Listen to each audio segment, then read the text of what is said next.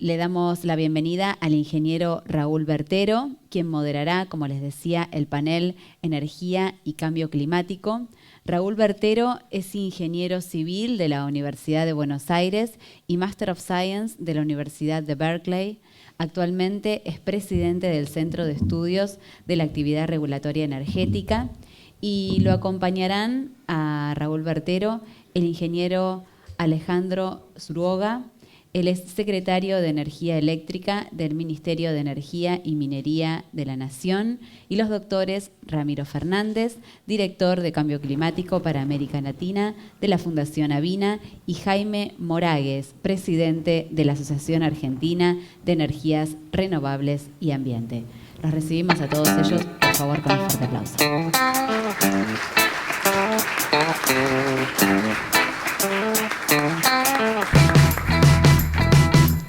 Muchas gracias a todos. Bienvenidos a este antiguo y querido Centro Argentino de Ingenieros. Nos toca el primer panel, así que vamos a hacer más de la mitad del todo, como dijo Aristóteles. Energía y cambio climático. Nosotros vamos a ver, vamos a pasar acá a través de los oradores de una cuestión que es fundamental. Probablemente no es más de la mitad del todo, siempre lo más importante, donde empieza todo es la educación. Pero estamos en la revolución de las energías renovables. Estamos a punto de tener una revolución en generación distribuida, en redes inteligentes. Cada uno de nosotros en su casa podrá aportar a la energía del sistema. Y tenemos que hacer todo eso. Hay países del mundo, yo estuve hace poco en California, donde el auto eléctrico es una realidad. Está ahí en el supermercado el auto eléctrico cargando electricidad. Es decir, hay un mundo que va a cambiar notablemente en esta cuestión de energía. Y mientras hacemos todo eso, tenemos que preservar el medio ambiente para las futuras generaciones. Todo eso tenemos que hacer y todo eso significa energía y cambio climático. Es hora, como dijo una vez John Kennedy, no es hora de preguntarnos qué puede hacer nuestro país por nosotros, sino de preguntarnos qué podemos hacer nosotros por nuestro país. Así que con esa pregunta, con esa idea, y yo no voy a hacer chiste de ingeniero y otras profesiones porque tengo un panel donde hay un ingeniero, pero también hay un doctor en física y también hay un abogado, así que me voy a cuidar un poco de esta cuestión. Es una actividad multidisciplinaria la energía.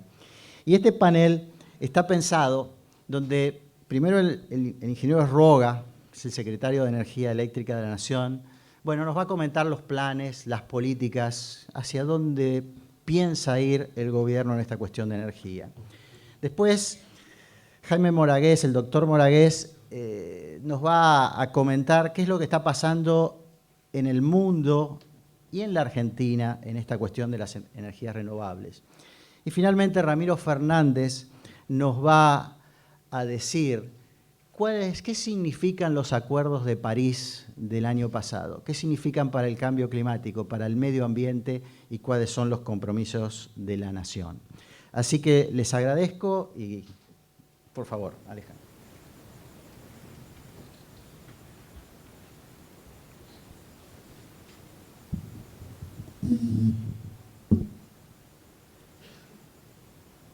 Muy buenos días a todos.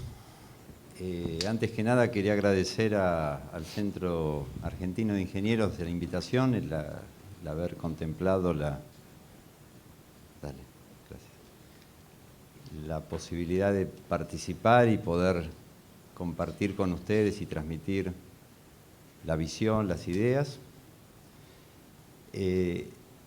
Créanme que valoro mucho estar en este ámbito, compartir con ustedes, tener la oportunidad de transmitir la visión, las ideas que tenemos,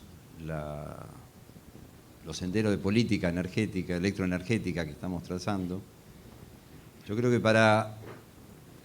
esto es una opinión absolutamente personal, para poder cumplir con las obligaciones que uno tiene al asumir un cargo de relevancia y poder tomar decisiones acertadas y no equivocarse, uno tiene que saber escuchar, uno tiene que saber mirar y saber aprender de lo que ha pasado, ¿no? Y nosotros en la Argentina, si bien el cargo mío es de secretario de Energía Eléctrica, hemos tenido grandes secretarios de energía, secretarios que han tenido mandatos largos, mandatos cortos, secretarios que han introducido cambios estructurales trascendentes y otros que le ha tocado tomar decisiones en momentos muy complicados de la Argentina, momentos muy difíciles. Así que el tema de poder escuchar, poder dialogar, conversar y poder interpretar y tomar las buenas ideas, las buenas medidas y las buenas soluciones es algo que alimenta y realimenta a quien ejerce la función, y en ese sentido yo personalmente lo valoro mucho. Reitero, me siento muy orgulloso de estar frente a ustedes, de compartir con ustedes. Yo tenía un abuelo, ingeniero eléctrico, no puedo decir que sea una cuestión de familia. Ocupar la Secretaría de Energía Eléctrica con el título de ingeniero eléctrico, con el cariño que yo le tengo y que creo que le tenemos cada uno de nosotros a la profesión, es realmente un orgullo. Tener un presidente y tener un ministro, inclusive ingenieros, es una oportunidad de poder aplicar lo que uno ha aprendido a través de su carrera, o los conceptos o las ideas que uno vino desarrollando, o la visión que uno tiene del tema. Así que, bueno, sin abundar con preámbulos, sí transmitir este sentimiento, esta sensación de comodidad de estar en este ámbito. Quería comentarles, ante todo, para honrar el título de la mesa, Energía y Cambio Climático, lo que es obvio y lo que sí o sí se debe presentar, que uno de los pilares de la política electroenergética de este gobierno es la decidida promoción a las energías renovables. O sea, nuestra política de energías renovables se sustenta en la Ley 27191, es algo previo a que este gobierno asuma la responsabilidad, pero lo hemos tomado como una base de política de energías renovables. La Ley 27191, quienes la conocen saben que es una ley de promoción, que detrás de esa ley hay una decisión del Estado de promover a través de distintos mecanismos la incorporación de la generación de energía eléctrica a partir de energías renovables no convencionales en la matriz energética. También, si uno habla de cambio climático, energía y cambio climático, uno no puede soslayar el consumo responsable de energía. O sea, cada uno de nosotros tenemos que cuidar la energía. Sabemos que cada vez que encendemos un aparato estamos utilizando recursos que son muy costosos. Es muy complejo. Todo ingeniero en general, ingeniero eléctrico en particular, sabe lo que cuesta llegar con los cables hasta el medidor de cada casa y hacer más confortable la vida de la gente y posible la vida económica de un país. Yo siempre reflexiono sobre, cada vez que se instala un equipo de aire acondicionado, uno dice, bueno, un aire que puede salir 7, 8, 10 mil pesos, el sector eléctrico exclusivamente, sin contar lo que es el sector de energía y la producción de combustible, solo el sector eléctrico tiene que invertir otros 30.000 pesos por sobre esos 8.000 pesos para tener capacidad disponible para poder alimentar ese equipo de aire. Después vendrá el consumo de combustible, vendrán las alternativas de energía, pero todo el sector tiene que hacer un esfuerzo que, en el caso de este ejemplo, triplica o cuadruplica el esfuerzo que hace el consumidor en comprar su aparato e incorporar su potencia. Les decía que si hablamos de energía y cambio climático, uno piensa y ratifica y pone en la vidriera lo que son las energías renovables y el consumo responsable. Ahora, como responsable del área de energía eléctrica de este gobierno, me pareció interesante compartir con ustedes en qué contexto y en qué marco de política general se inserta lo que es las renovables y lo que es el consumo responsable. Nosotros tenemos que velar por el abastecimiento seguro, confiable, económico de la energía eléctrica. Tenemos que anticiparnos a la demanda, llegar antes que la demanda para que la calidad de vida de la gente mejore y para que la producción y la economía funcionen. Entonces yo voy a hacer algunas reflexiones sobre en lo que estamos trabajando desde la política de energía eléctrica del gobierno. Y esto no quiere decir que estemos en el limbo discutiendo a dónde queremos ir o qué es lo que debería hacer. Esto ya no es lo previo a las elecciones, sino esto es lo posterior.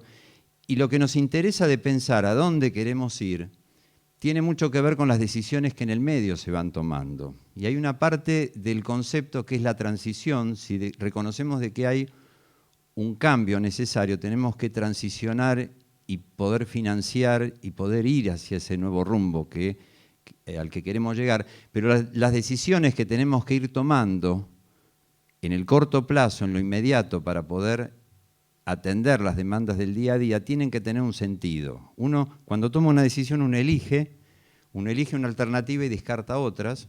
Entonces nos parece muy importante repartirnos el tiempo entre reflexionar y elaborar un diagnóstico, un modelo y un proceso de transición, al tiempo que vamos tomando decisiones sobre la continuidad de una obra que está en marcha, el aumento de precios o un proceso de fijación o de contratación. Entonces, para empezar a concretar y no quedarnos en las palabras, ahí está, gracias. Digamos que al construir una estrategia del sector eléctrico, ante todo tenemos una etapa de diagnóstico, ¿sí? Saber en qué estado está el sector. O sea, a partir de nuestros objetivos de gestión, ¿nosotros qué queremos? Un sistema confiable, seguro, autosustentable, económico. ¿Qué es lo que tenemos? Y acá viene el tema de lo que fue la transición entre ganar una elección, tomar la responsabilidad del cargo, tomar cuenta de lo que uno heredó, llamémoslo, cómo funcionaba el sector hasta el 10 de diciembre y con nuestros objetivos, con nuestra visión de mediano y largo plazo, poder discernir sobre la necesidad de cambios y reformas. O sea, si estábamos de acuerdo con el modelo tal cual venía funcionando, si teníamos diferencias, si consideramos que era siga, sustentable, con algunos cambios, con distinto rol del Estado, distinto rol de las empresas, o si realmente necesitaba un cambio profundo en lo conceptual y en su implementación.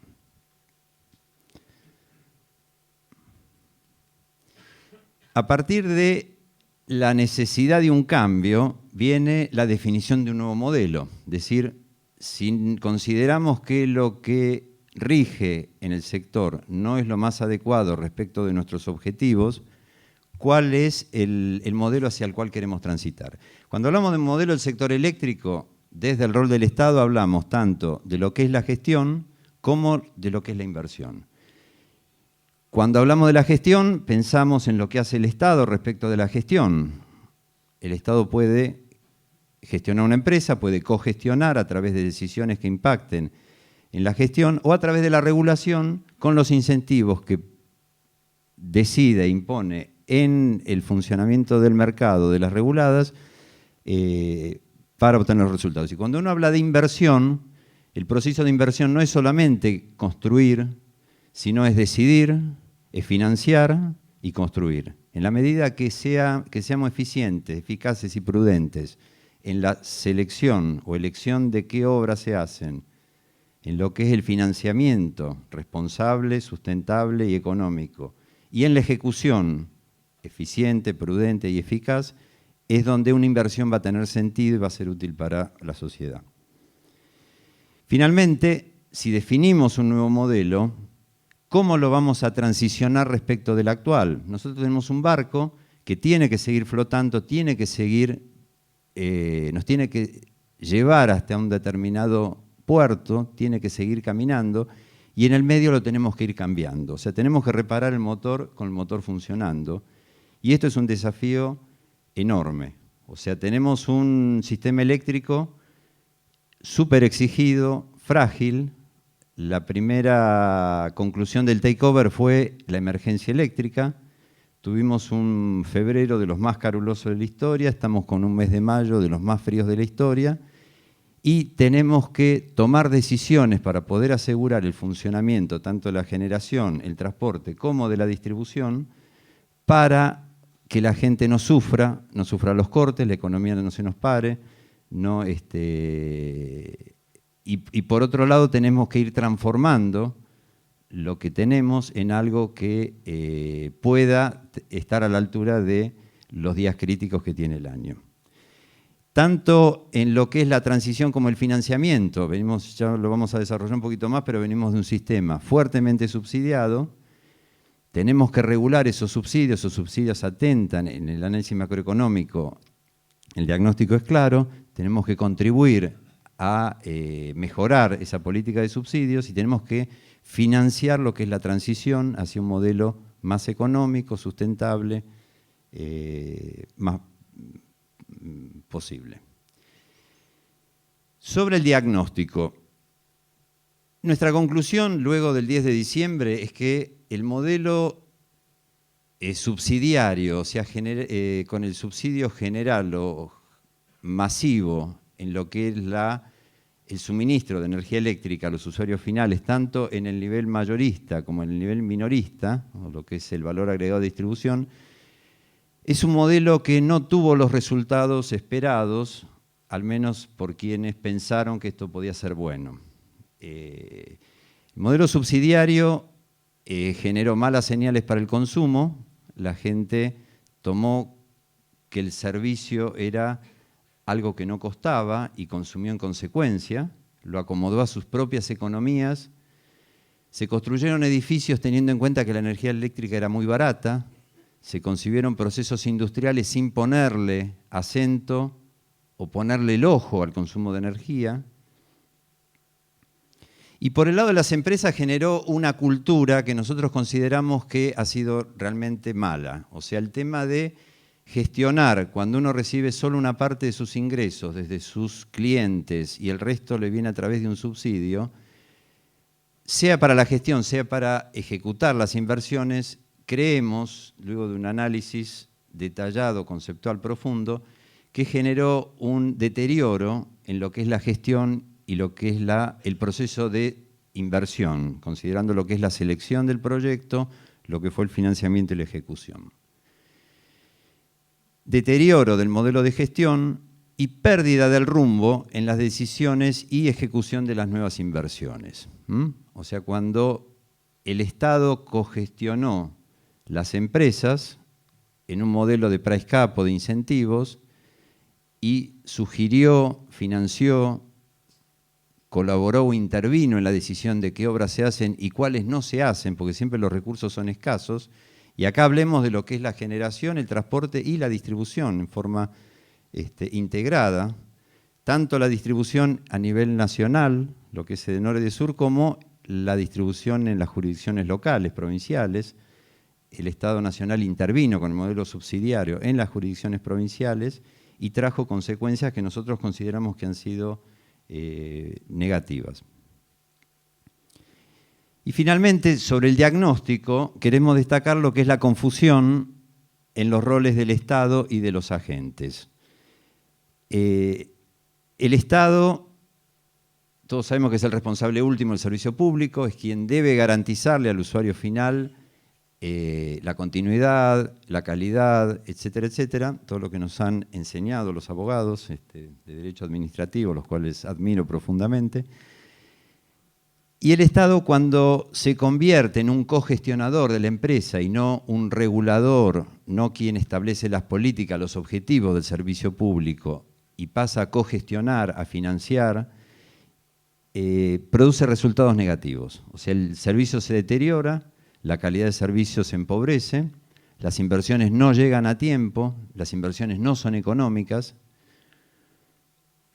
y los agentes actúan en consecuencia. Todo agente económico tiene su objetivo claro, así como lo tiene el Estado, los agentes económicos lo tienen claro, y se acomodan a el marco donde deben actuar. El sector eléctrico es un sector regulado por excelencia, o sea, el Estado, estando el servicio público y la obligación del Estado, las empresas tienen regulada qué es lo que entregan y qué es lo que reciben a cambio, como casi ninguna actividad económica de la economía, valga la redundancia. Entonces, donde se confunden los roles y el Estado pasa a decidir sobre los riesgos del negocio, de la empresa, la conclusión es, más allá de la disquisición teórica, hemos tenido muchos años de discutir este modelo funciona, este modelo no funciona, este modelo aporta por este lado, esto no aporta por aquel lado, los nefastos años 90, los años de ganados de los 2000, después los perdidos, los de la modernización, pero lo que tenemos hoy es un resultado concreto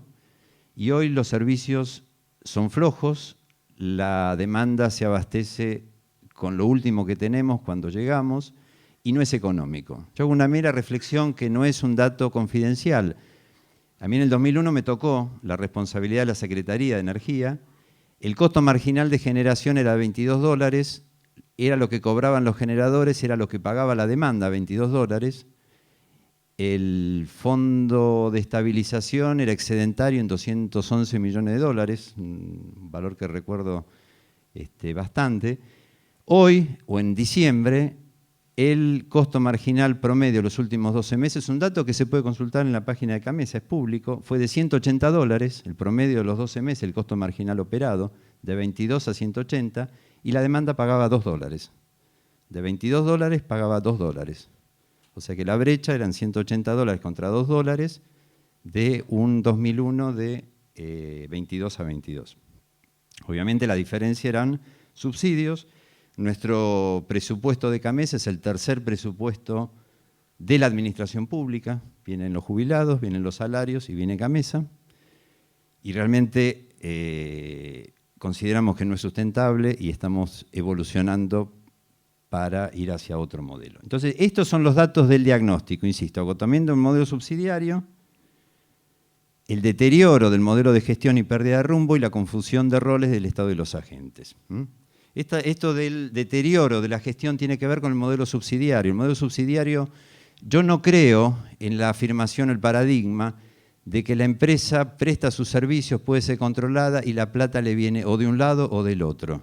Yo creo que si una empresa tiene que cobrar sus servicios a sus clientes, no es la misma empresa y el modelo de gestión que si una empresa recibe una ínfima parte de los clientes y el resto es subsidiado por el Estado. De eso estamos convencidos y eso es lo que queremos cambiar.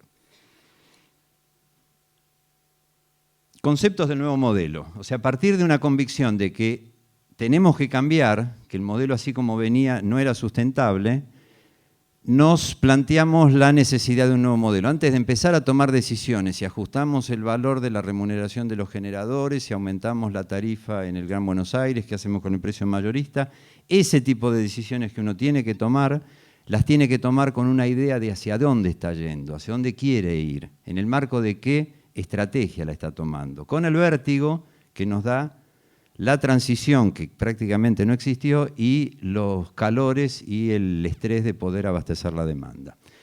Lo que es el nuevo modelo, objetivo supremo del nuevo modelo es el abastecimiento oportuno y económico de la demanda. O sea, la demanda se debe abastecer, pero no a cualquier precio. Hay que trabajar en un modelo que incentive a la eficiencia, a la prudencia, al tiempo que incentiva la eficacia. Redefinición y consolidación de roles del Estado y los agentes. A partir del diagnóstico de que hay una confusión de roles, que el Estado cogestiona, decide algo que escapa a su administración de riesgos y es propio del empresario, redefinir, volver a poner el Estado como planificador, regulador, dictador de políticas y quien establece los incentivos y que la administración de riesgos pase por cuenta de los agentes, que el sector se vuelva a apoyar en las empresas y las empresas, a través de una administración de riesgos incentivada correctamente, recupere la eficiencia y podamos bajar esos $180 a los niveles razonables, económicos y sobre todo pagables por el usuario final. diseño e incentivo positivo, diseño e implementación positiva de incentivos correctos.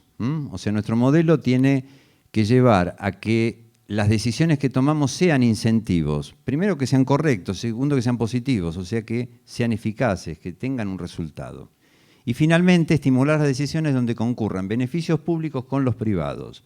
Tenemos que lograr el virtuosismo de que al tiempo que una empresa obtiene su rentabilidad esperada por los accionistas, contribuye a la mejora del servicio público. La mejora del servicio público es mejora de calidad, mejora de seguridad y costos eficientes, razonables, pagables por la demanda. Hoy a nivel de distribución estamos con un indicador de duración de cortes que está entre 3 y 4 veces el contractual, 3 y 4 veces el valor admitido por los usuarios. O sea, los problemas que tenemos y los reclamos de la gente no son mediáticos, son reales. Estamos totalmente fuera del equilibrio. O sea, la demanda del mes de enero, donde necesitamos 2.000 megavatios de Brasil más un corte de 800 megavatios, que nos llevó a pensar que deberíamos tener 3.000 megavatios adicionales a los 25.360 abastecidos,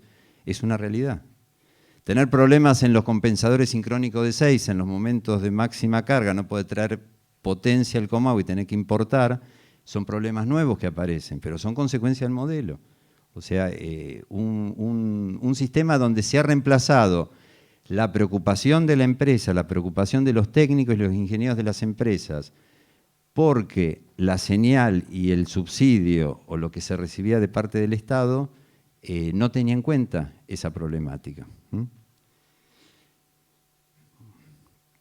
Y creación de valor en toda la cadena sectorial. Nuestro concepto es que cada una de las actividades, sea distribución, sea transmisión, sea generación, sean autosustentables, sean atractivas para la inversión de riesgo, o sea, no coincidimos con la visión de que un grupo empresario que tiene activos en generación, transporte y distribución, negociar y verlos como un conjunto, porque eso termina deteriorando el funcionamiento de la industria y atenta contra el mecanismo de incentivos. Nosotros queremos poner incentivos a que la transmisión funcione bien, que haya inversión genuina de largo plazo, que la generación funcione bien y no que el grupo empresario sea posible o sea sustentable.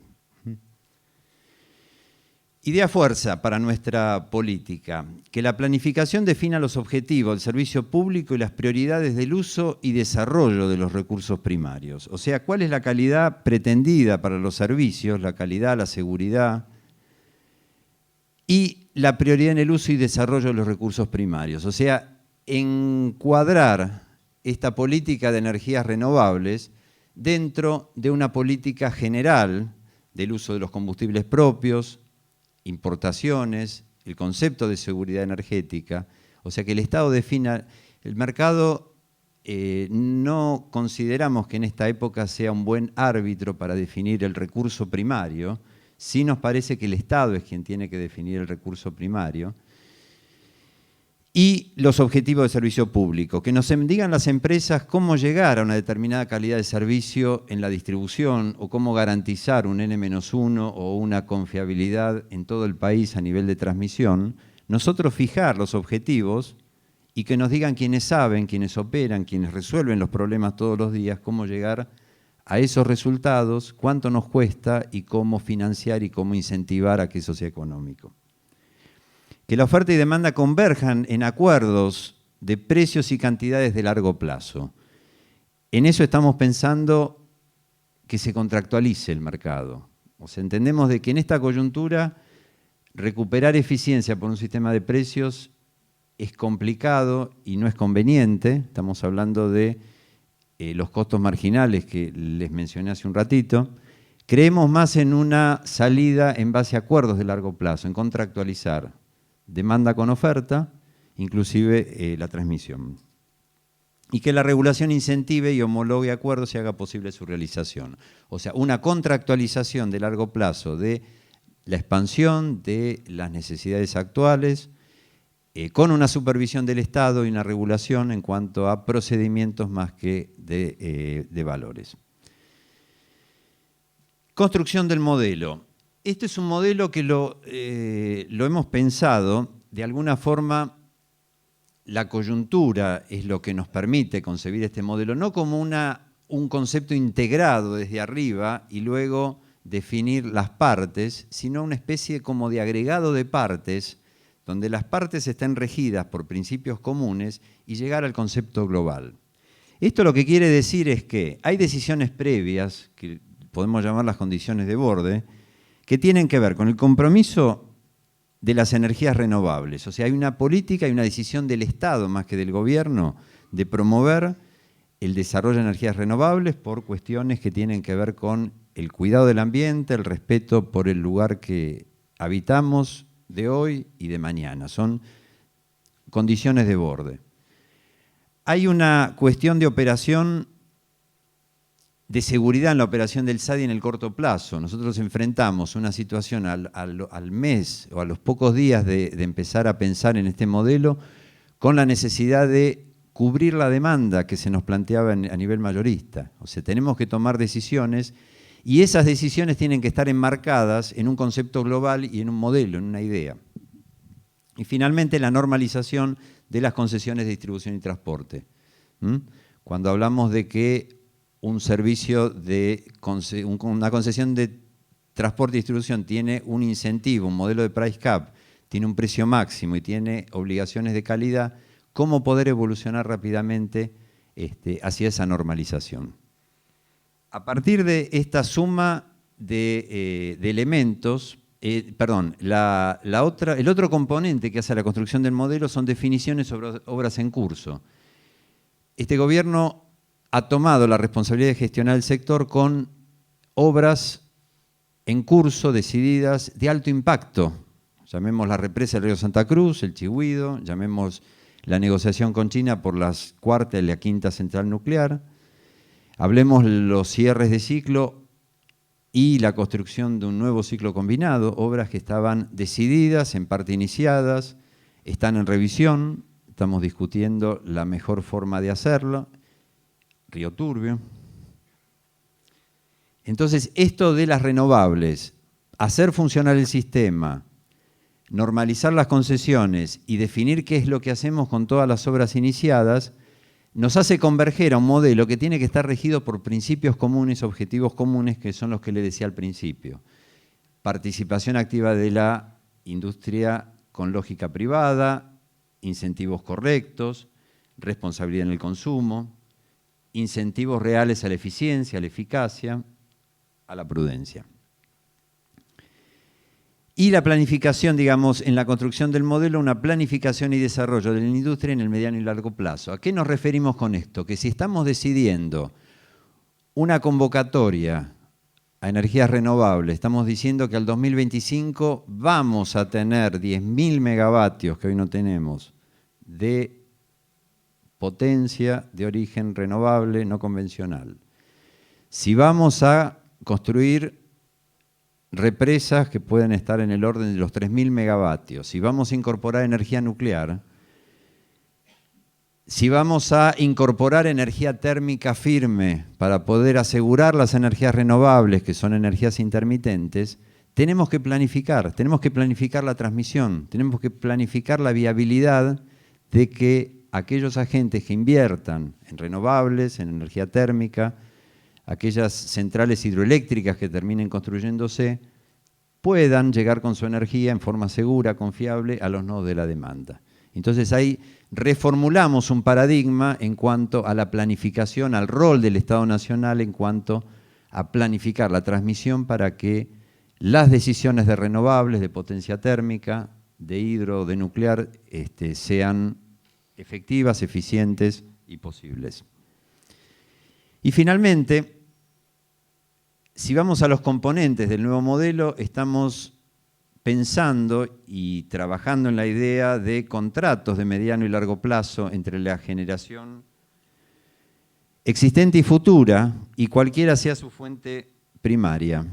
No es un tema fácil de resolver. Nosotros venimos de un modelo donde al generador se lo restringió en su concepto de negocio, un generador hoy día térmico en la Argentina no compra su combustible y no vende su energía. Su despacho obviamente es regulado, es instruido por la autoridad, y lo que cobra es un precio regulado, un precio que se ajusta una vez por año desde el año 2013, y cobra por lo que genera y cobra. Él no decide, en función de su combustible no compite por su despacho, y además sus mantenimientos, recurrentes, no recurrentes, son negociados, pedidos y aprobados por la autoridad. Nosotros queremos que ese negocio no contribuya a la administración positiva de riesgos. Nosotros queremos que cada uno en su parte de la cadena de valor gestione los riesgos, se juegue la ropa, compita por la compra de combustible, por la oferta de potencia firme, compita para captar las voluntades de la demanda y que sean elegidos entre varios oferentes, y hacia allí queremos ir. Y creemos que la lógica es trabajar en los contratos mediano y largo plazo entre la generación y la demanda, y en la demanda incluimos tanto los grandes usuarios como los distribuidores. Todos los que hacen a la demanda que estén contractualizados, los de jurisdicción nacional, los de jurisdicción local, que estén contratados a largo plazo, primero en capacidad de generación, después en energías, y en esa línea trabajamos tanto en lo que es renovables como en lo que es potencia térmica, y lo vamos a llevar hacia lo que es el desarrollo de la hidroelectricidad y lo que vamos a terminar resolviendo con la cuestión nuclear. Planificación, si bien arrancamos con contratos en lo que es la relación oferta-demanda, vamos hacia una planificación centralizada de la transmisión nacional, tanto en planes de obra como financiamiento y tarifas. Yo les decía al comienzo de que para que una obra sea útil, económica, tiene que estar bien decidida, hay que elegir correctamente de acuerdo al interés general, no al interés particular o individual, sino al interés general. No es caprichoso el certificado de necesidad de conveniencia pública de una obra que da la autoridad regulatoria, no es caprichoso. Pero hay que decidir los planes de obra, hay que definir el financiamiento y hay que definir el repago del sistema. Estamos trabajando en una reformulación conceptual de todo el sistema de transmisión para que realmente sea funcional, sea útil, económico, a los objetivos de desarrollo de la generación y de esta contractualización. Y finalmente, el fortalecimiento de los roles del Estado regulador y de los agentes administradores de riesgos. Queremos, de una vez por todas, separar. Les puedo asegurar que la experiencia, o sea, yo tengo convicciones fuertes respecto a eso, y la experiencia del funcionario de que todos los problemas de gestión de las empresas vengan al escritorio del secretario, vengan pedidos de audiencia por las cuestiones más diversas que hacen a la gestión de las empresas, suena realmente kafkiano.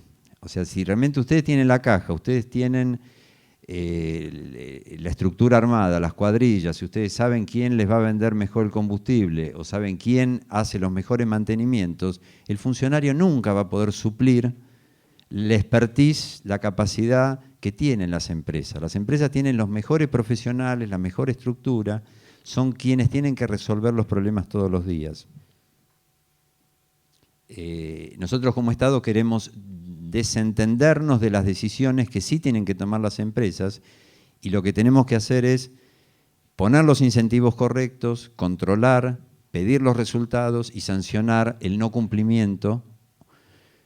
Llevar adelante una política clara de premios y castigos, o sea, premiar al que hace las cosas bien y castigar económicamente a aquellos que no son exitosos, o sea, fomentar la competencia sana.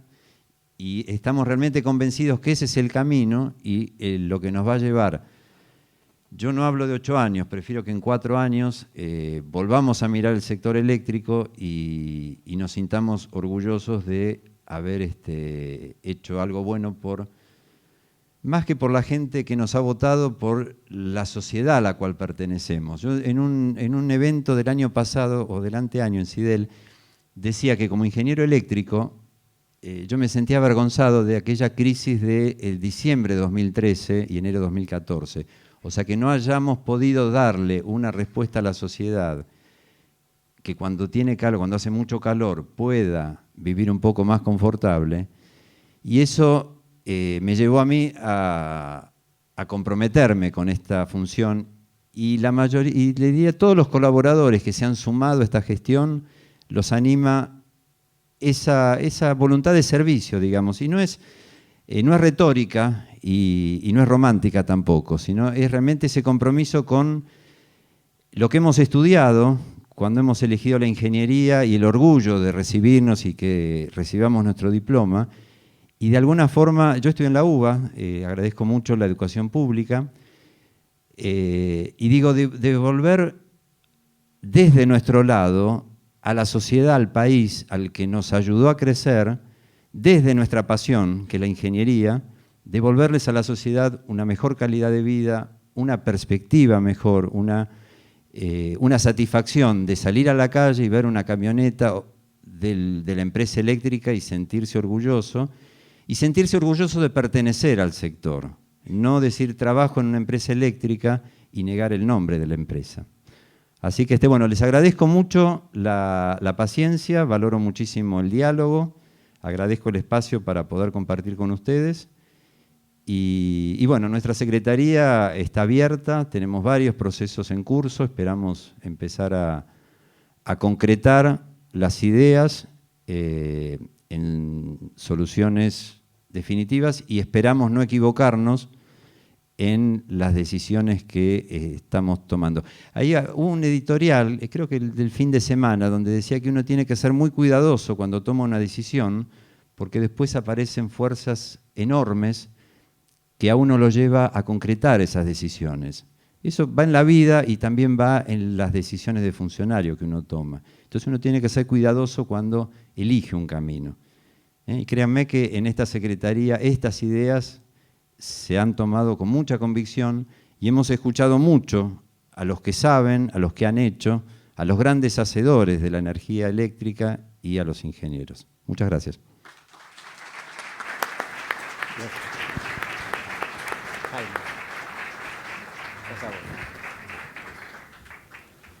Bueno, buenos días. Ante todo quiero agradecer al Centro Argentino Ingeniero habernos invitado como Asociación Argentina de Energías Renovables y Ambiente a poder estar con ustedes. Es una asociación donde se agrupan más es más académica, todo el grupo de investigación y desarrollo del país, así que esperamos poder estar más en contacto a un nivel ingenieril donde van a aplicar todo ese tipo de tareas que estamos desarrollando normalmente en forma más calladas. Bueno, esto era para recordarles de forma muy rápida todas las fuentes de energías disponibles que tendríamos, ¿no es cierto? De la geotermia, solar, eólica, biomasa, pequeño proceso hidráulico, toda la parte de gradientes térmicos de las olas y marea motriz. Nada más que para que vean que tenemos una cantidad muy grande, de las cuales, por supuesto, muchas son muy tradicionales, como es la hidráulica, la biomasa, y otras son las que estamos empezando a empujar con cierta éxito en algunos casos, todavía no tantos en otros. ¿Cómo tenemos a nivel mundial entonces las energías renovables en general?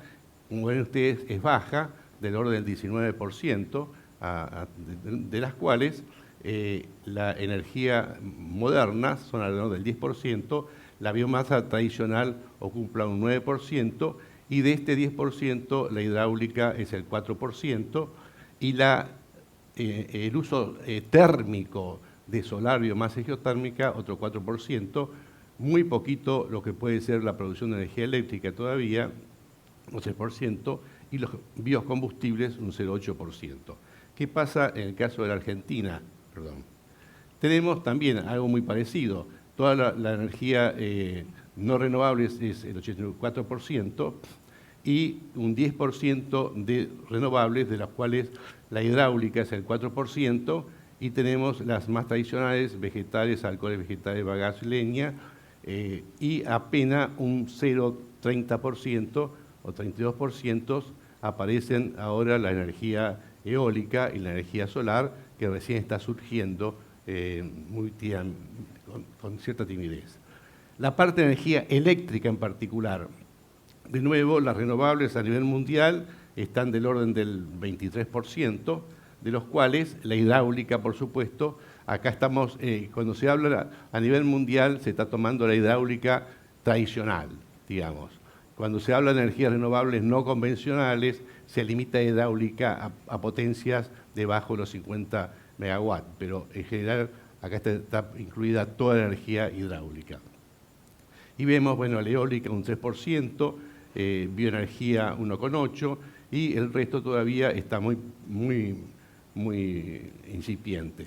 Si queremos ver algún detalle en particular, vemos que el orden en el cual están creciendo las energías renovables, la eólica está delante de todas, la fotovoltaica la sigue, biomasa, geotermia, la térmica significa solar con concentradores para producir vapor y de ahí accionar una turbina convencional.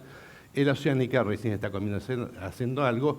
Si tomamos esas olas, apenas tenemos un porcentaje pequeño, un 8,7% a nivel mundial de estas fuentes. Si incluimos la hidráulica, bueno, llegamos a ese 22,8% que habíamos antes. ¿Qué tenemos en Argentina? Bueno, recién empezamos a tener algo en la parte eólica y en la parte solar, apenas un 0,44%, es decir, estamos realmente todavía ni siquiera comenzando, no movemos el amperímetro prácticamente en la producción de energía eléctrica con estas energías renovables. Esto es interesante mostrar cómo en los últimos 10 años ha cambiado a nivel mundial el interés en las energías renovables. Fíjense que acá estamos, esto representa en el año 2005, lo rojo es aquellos países que tenían políticas y objetivos de energías renovables, y estos son lo que tenemos hoy, en 2015. Prácticamente todo el mundo ya está con políticas y con objetivos trabajando en energías renovables. Es decir, hay realmente un crecimiento muy grande, un gran interés y un esfuerzo muy grande en empujar todas estas energías renovables. Por supuesto, esto nació muy fuertemente en la década del 90, impulsado por toda la temática ambiental, porque realmente es la que ha dado ya una base firme para el desarrollo de energías renovables.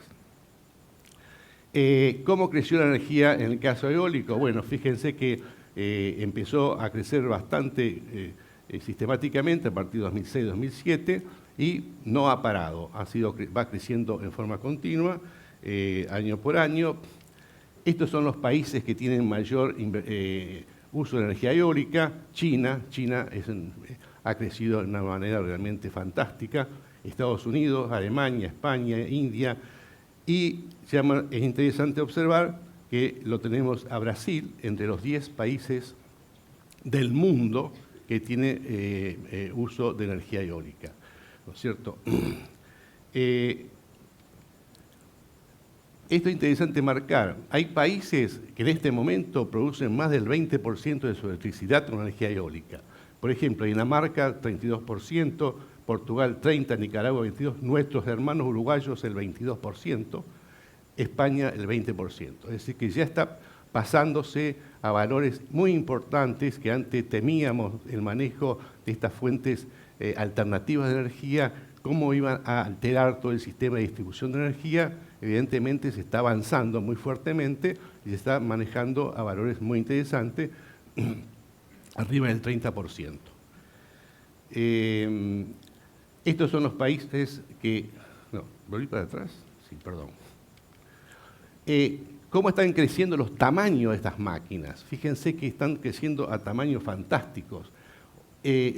Hoy en día las más comunes están entre 5 y 7 megawatts cada máquina. Y hay prototipos ya de 10 megawatts. Fíjense que el tamaño del área es casi el tamaño de un Boeing 747, para tener un punto de referencia, o casi el tamaño de una cancha de fútbol. Es decir, que son máquinas realmente muy grandes y se piensa poder crecer más. Esto está hoy en día en discusión porque ya se está viendo que el costo-beneficio de ir creciendo se está llegando a una meseta, en la cual ya toda la problemática de manejar este tamaño de máquina frente al beneficio económico está llegando a un valor que nos justifica quizás seguir creciendo. Es muy probable que nos quedemos con máquinas de 10 megawatts. Un ejemplo, estas son máquinas de 5 megawatts, por ejemplo, una central de 325 megawatts offshore. Se está usando bastante, si bien todavía son pocas, pero también sobre todo en países europeos, se está avanzando bastante en eso. Esta es otra ya máquina de 7,5 megawatts cada una. En Bélgica hay 11 máquinas, no es muy común, son no digo prototipos, porque ya pasaron prototipos, pero todavía no son máquinas de divulgación. Hoy en día las máquinas comunes están entre los 3 y 5 megawatts. ¿Cómo fue creciendo el fotovoltaico? Fíjense que en este caso es interesante notar que apareció un crecimiento muy rápido a partir de 2009-2010. Hasta ese momento el crecimiento fue bastante lento y ahí pegó un salto muy grande. Y eso fue debido, casualmente, al brusco cambio del precio de la celda de silicio. Hubo una caída fuertísima en los últimos años del precio, que hoy está debajo de $1 y sigue bajando.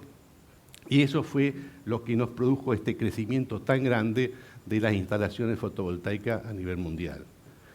Estos son los países que tienen mayores instalaciones fotovoltaicas: Alemania, China, Japón, Italia, Estados Unidos, Francia, España, bueno, Reino Unido, Australia e India.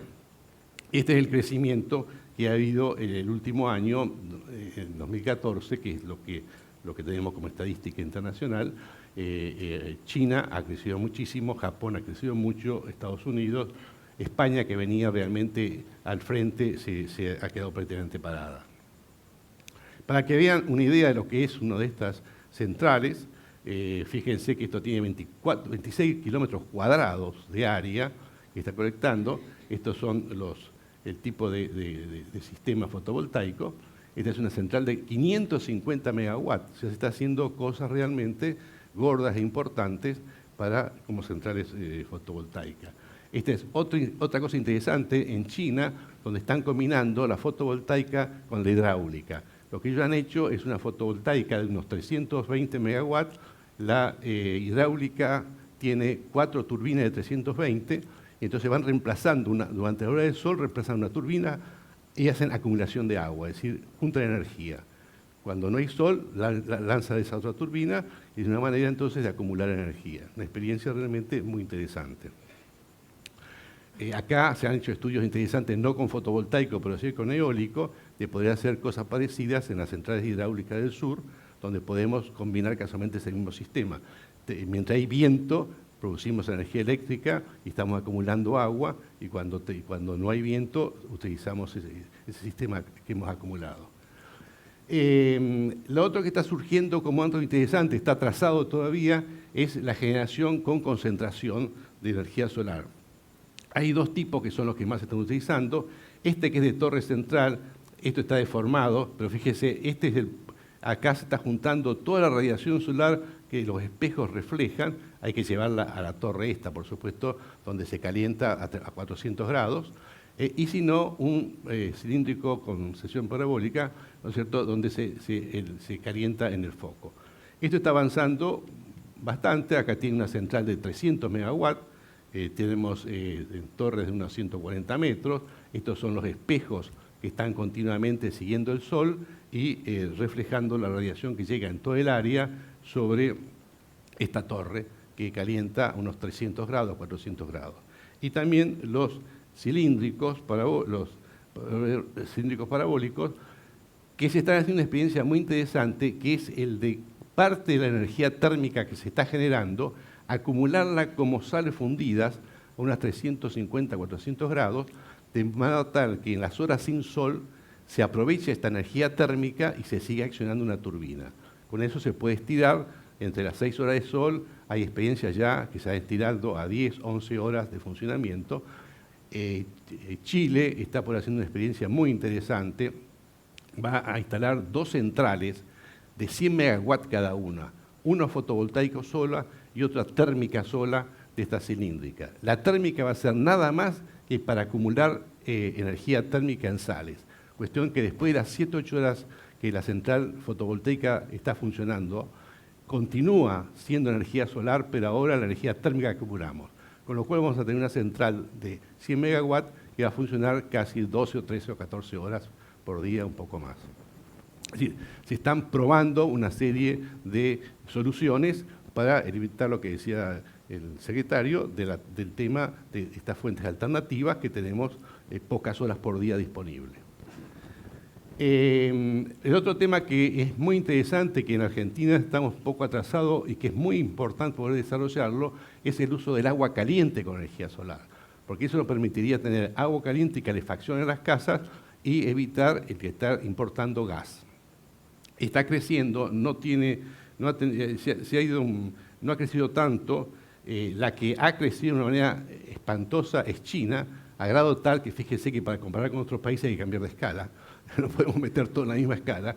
China realmente ha desarrollado el uso de estos colectores para agua caliente de una manera fantástica, a grado tal, por supuesto, que hoy en día casi no podemos competir con el precio de un colector de agua caliente chino, porque, bueno, su mercado interno lo ha hecho, pero además son de muy buena calidad, no podemos decir que no, y el precio realmente ha bajado muchísimo. Bueno, también la parte de etanol y biodiesel, muy rápido que no tenemos tiempo. ¿Qué pasa con los costos?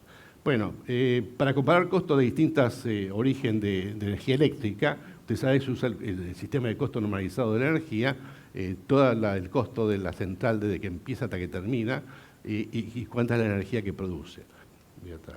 Una banda de que sería la de fósil, ¿no es cierto? Por supuesto, la hidráulica compite perfectamente. La fotovoltaica está empezando a entrar, todavía no está totalmente competitiva, pero ya está empezando a entrar. La eólica, en cambio, ya está prácticamente en la banda de ser competitiva.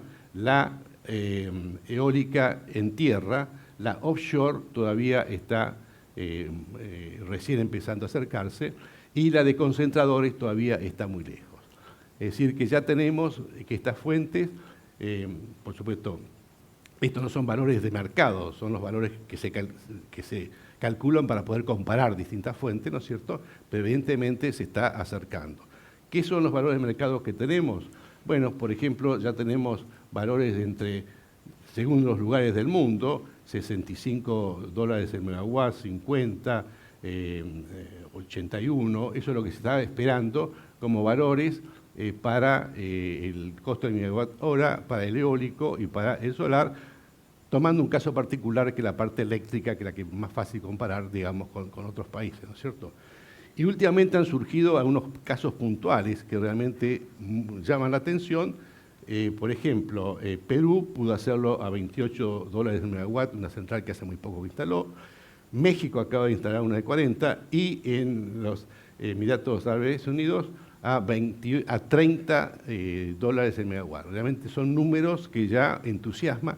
Ojo, hay que tener mucho cuidado, hay que analizar con mucho cuidado cómo llega este número, qué incluye. No es generalizable esto totalmente, pero es un número que interesa. Ya estamos realmente en valores que va a ser muy competitivo.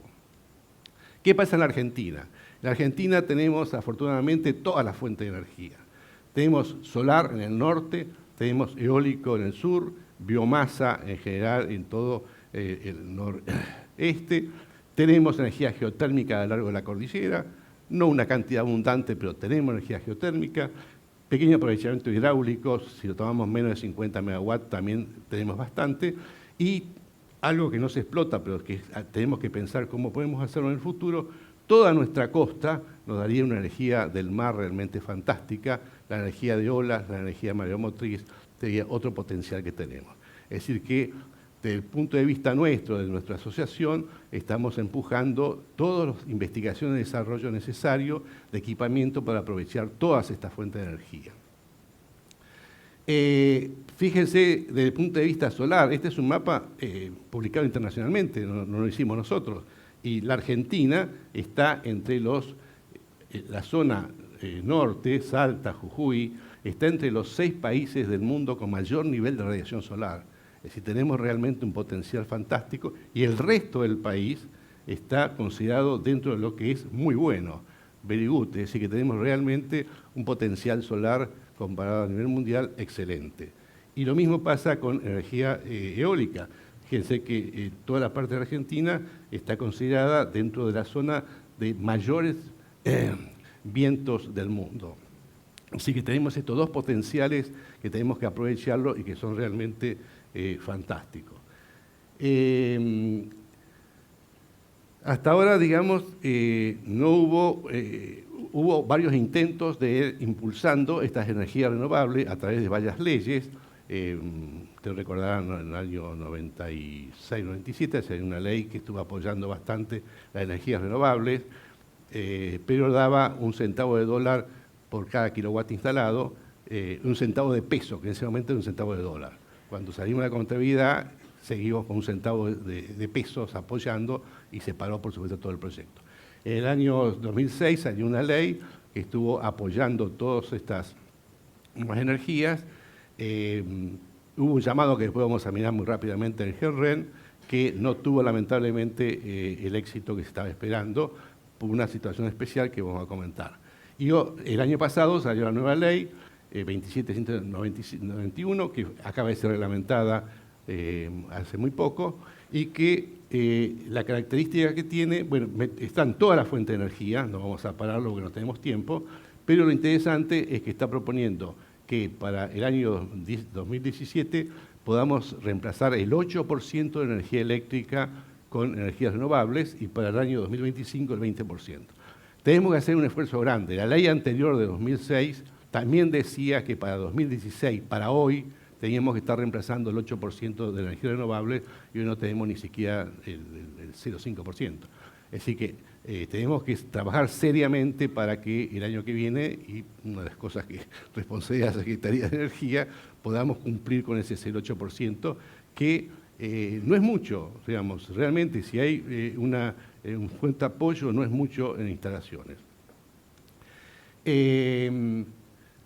Bueno, el gobierno acaba de llamar el Plan de Energías Renovables de Argentina 2026-2025 Renovar, y estas dos últimas resoluciones ha llamado a una licitación que del orden de 1000 megawatts, que se abrió esta semana se empezó a difundir, va a llevar un tiempo la presentación de todas las distintas ofertas, donde la mayoría se está trabajando cada fuente separada. Eso es interesante mencionarlo, porque no se va a hacer una competencia entre fuentes. Se va a tomar la eólica por su lado, la solar por el otro, la biomasa por el otro, se van a hacer paquetes. Es decir, no va a haber una competencia entre ellas, sino una competencia interna de cada fuente de energía con cada característica regional.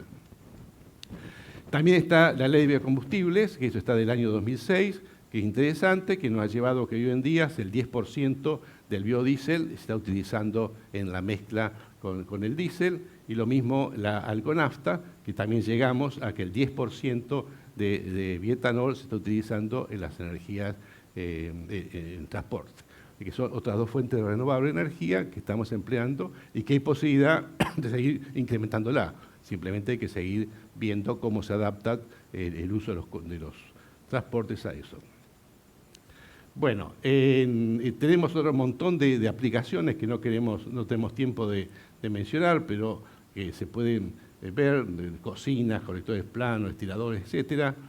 El programa PERMER, que no hay tiempo, es muy interesante porque si bien no tiene importancia desde el punto de vista eléctrico, tuvo una importancia muy grande desde el punto de vista social, porque fue llevar la energía a todas las zonas rurales dispersas, con un apoyo muy grande de parte del Banco Mundial. Voy a pasar esto rápido porque me están parando.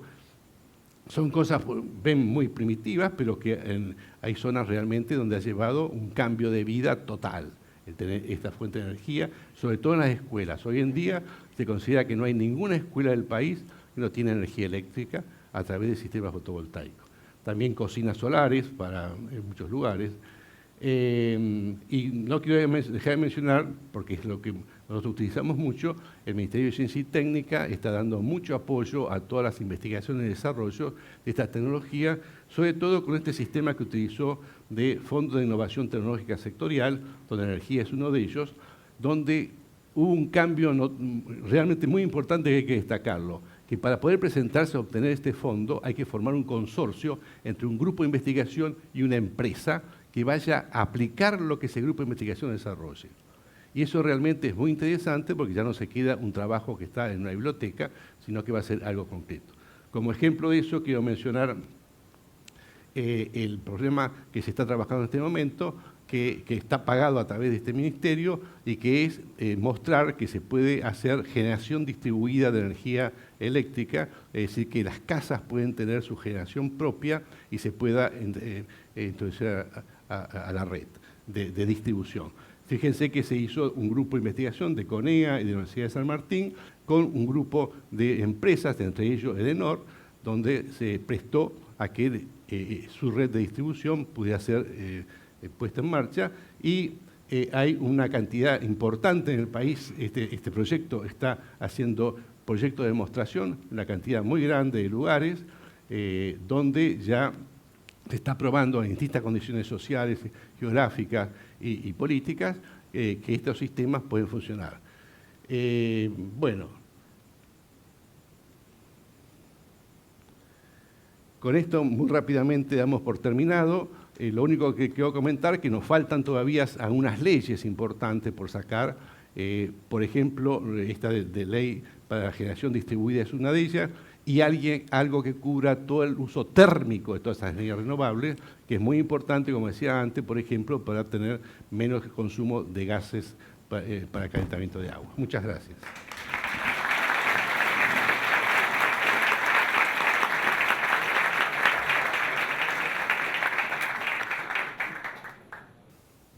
Bueno, buenos días. Vamos a hacer de una charla de 25 minutos a una de 10, porque tenemos que escuchar todos a Facundo Manes, ¿sí? Y a mí me interesa más que ustedes escucharlo. Les voy a contar por qué yo creo que el 2015 es un año que marca un antes y un después en cómo vamos a responder ante el cambio climático a futuro. El día de mañana nos vamos a acordar que es el 2015 el año que hicimos ese punto de inflexión.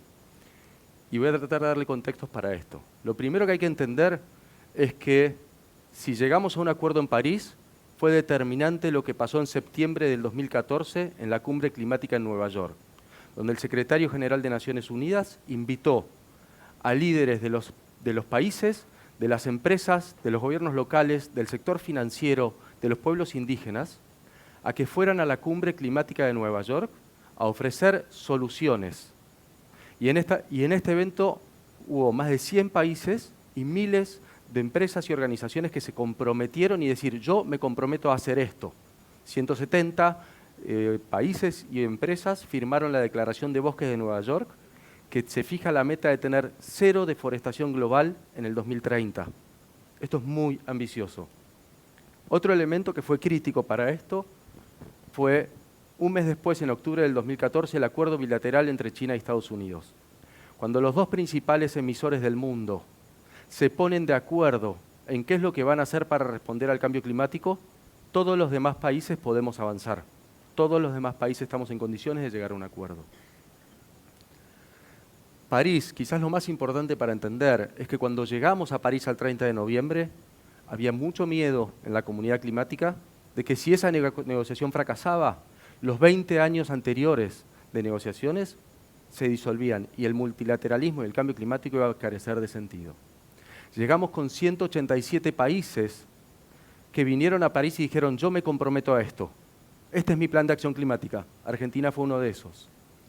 Había un documento base que tenía mucho que negociar y había el contexto de post-atentado. Hacia 30 días atrás, Francia había sufrido el peor atentado terrorista de su historia y esto influyó mucho en las posibilidades de llegar a un acuerdo y que todos los países tuvieran que acompañar el liderazgo francés. 15 días después se firma el Acuerdo de París, que para mí es un régimen, monta un régimen, y este régimen nos dice de qué manera vamos a poder gestionar y medir nuestra respuesta al cambio climático global, ¿sí?, a futuro. Es un sistema de medición, es un régimen. La columna vertebral de ese régimen reafirma la meta de mantenernos a 2 grados porque considera que esa es la temperatura en la cual la especie humana sabe vivir. por encima de los 2 grados, no sabemos cómo vamos a poder sostenernos como humanidad. Fija una meta global de largo plazo, que es muy importante, que tiene un componente de un pico de emisiones. El Acuerdo de París dice que lo antes posible tenemos que llegar a un pico de emisiones de CO2 y a partir de ahí tienen que disminuir. La Agencia Internacional de Energía nos dice que en los últimos 2 años en el sector energético tuvimos un pico de emisiones. O sea que no estamos tan lejos de cumplir esa meta, aunque no le hayan puesto una fecha. Neutralidad de emisiones para la segunda mitad del siglo, que los países, este mecanismo de contribuciones que hicieron, va a ser un régimen periódico, que cada 5 años se tiene que ir revisando. Y un principio que es muy importante, y es que ningún país a futuro se puede comprometer a menos de lo que se comprometió en París. Ese principio de no retroceso. Y que cada 5 años vamos a hacer una revisión global de cómo estamos avanzando en esa meta de mantenernos bajo los 2 grados, cómo estamos avanzando en financiamiento, cómo estamos avanzando en adaptación. Y todo eso con un sistema de reporte. Esta la voy a pasar, pero sí es importante entender que 150 jefes de Estado fueron a París. Nunca antes en la historia tantos jefes de Estado estuvieron juntos en un momento. Y esto Francia lo supo capitalizar para lograr ese acuerdo. El canciller de Francia fue un líder político importante. Y este elemento es muy importante, y voy a volver después acá. La alianza entre el gobierno de Francia y el gobierno de Perú fue determinante para poder alcanzar este acuerdo.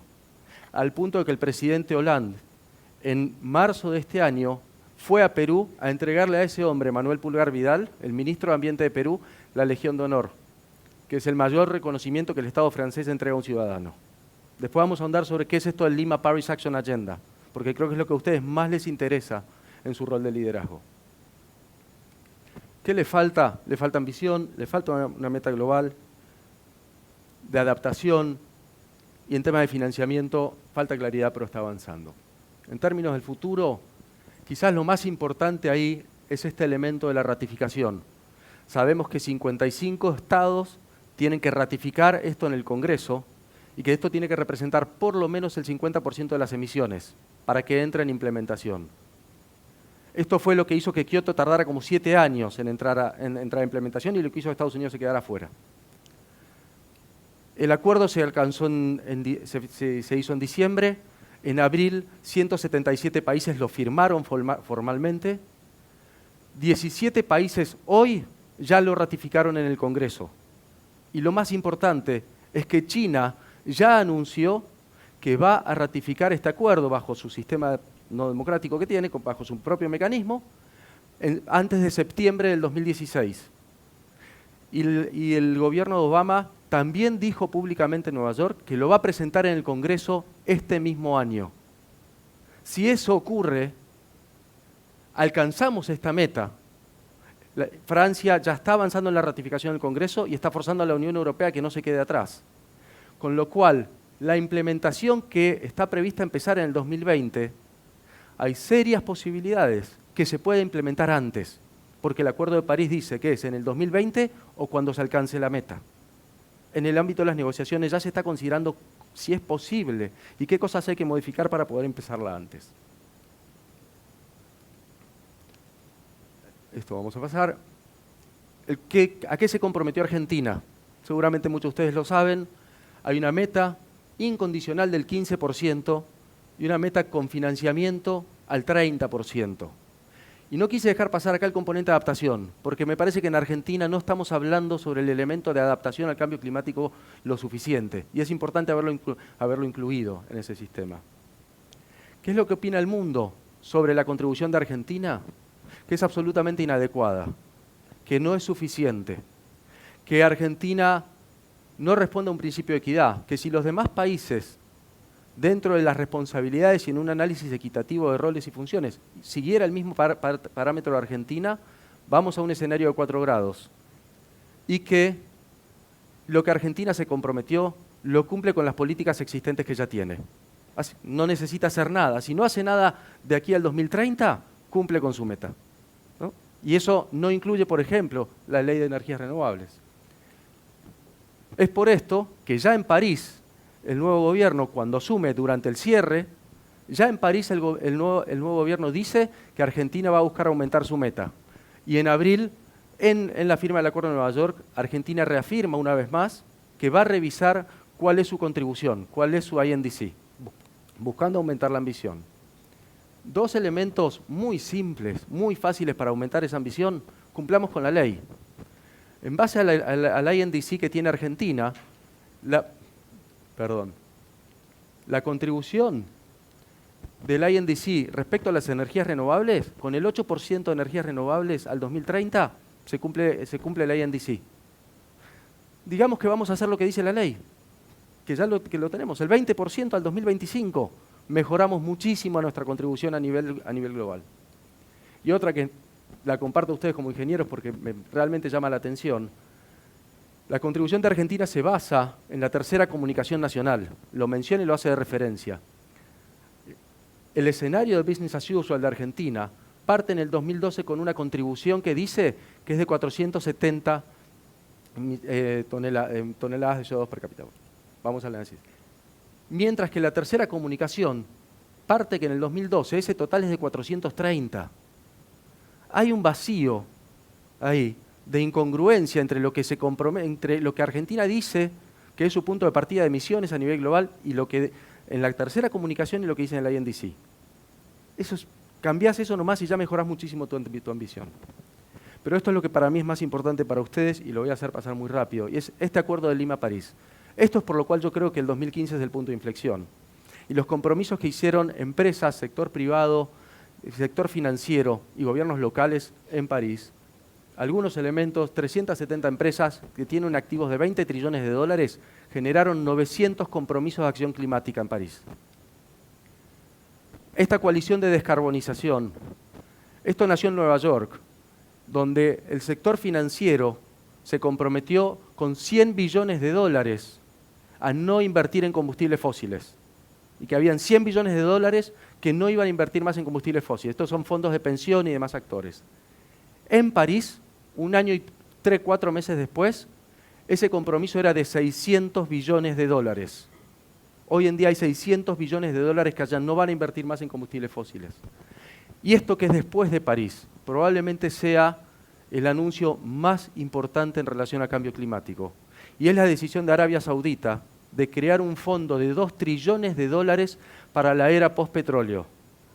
El principal productor de petróleo del mundo se está planificando y está creando el fondo más grande del mundo para salir del petróleo.